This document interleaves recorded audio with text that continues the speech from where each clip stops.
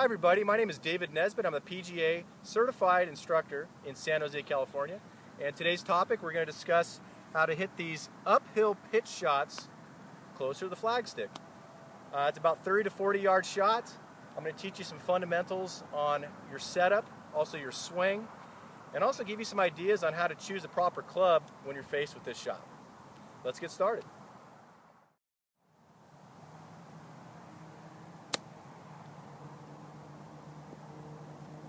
So when you're faced with these pesky uphill, severe uphill pitches, two or three of the things you have to do properly in your setup is first you got to get a wider stance, right? If your stance is too narrow, it's real easy to have gravity pull you down into this bunker. So wider stance. I like to put the ball position just about in the middle of my stance, but I always take a practice swing or two to see where my club is bottoming out, and that's where I put the ball. So take a couple practice swings, and you'll find that if you do it correctly, it should be somewhere near the middle of your stance. I set up with my weight favoring my back leg, and I want to pretty much keep that weight back here the entire time. There's not a lot of lateral shifting back and forth. Okay. Also, I'm going to make sure that my shoulders try to match the slope as best as possible. What that's going to allow us to do is it's going to keep us from digging the club into the side of the hill. So we try to get our shoulders to match the slope to give us as close to a level lie as possible with our body. As far as the swing fundamentals go, what I'm trying to get you to do is bring the club in at a very shallow angle of attack. Because we're almost approaching the ball from underneath the ball, we want to make sure that we're not stabbing at the ball, so keep the wrists real quiet in this swing. Don't let them hinge too much. In fact, if you watch this shot, I have very little wrist hinge at all. And then lastly, always accelerate through and finish with the club maybe a foot off the ground in front of you. So if you're finishing like this, and the club head is above your ear, that means that you try to hinge your wrist and help the ball up in the air. If you do that, the club is going to slide underneath the golf ball, pop it straight up in the sky, and it's going to end up about 10 or 20 feet in front of you.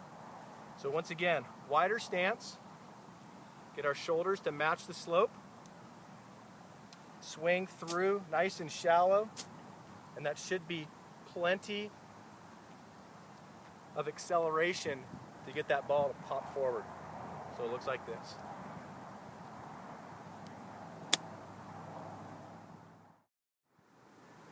Okay, so now that you've learned the fundamentals of the setup and the swing, it's time to choose a club.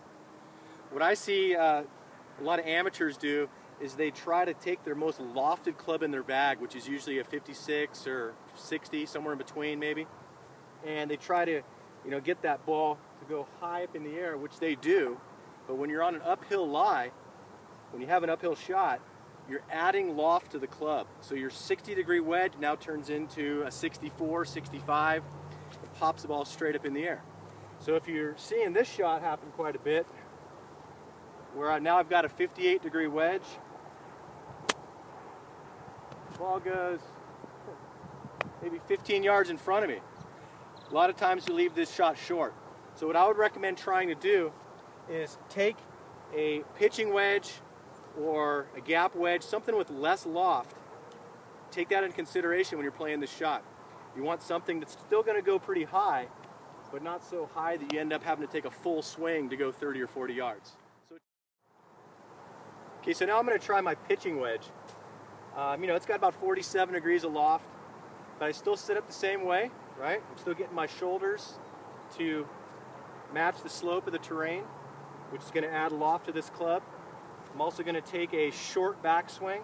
I don't want to take a big steep swing with my wrist and jab it into the side of the hill. And I'm also going to finish with the club relatively low to the slope of the terrain. This should produce still a pretty high shot, but definitely lower than that 60-degree or 58-degree wedge you saw me hit earlier. So it looks something like this. Finish nice and low. Should be pretty close to the hole. Much more controlled trajectory rather than this high ballooning shot. Once again, my name is David Nesbitt. I'm a PGA certified instructor in San Jose, California. I hope these tips help. Please check out some of my other videos on YouTube to help you with other parts of your game. Please contact me anytime if you want to schedule a lesson. We hope you lower your scores.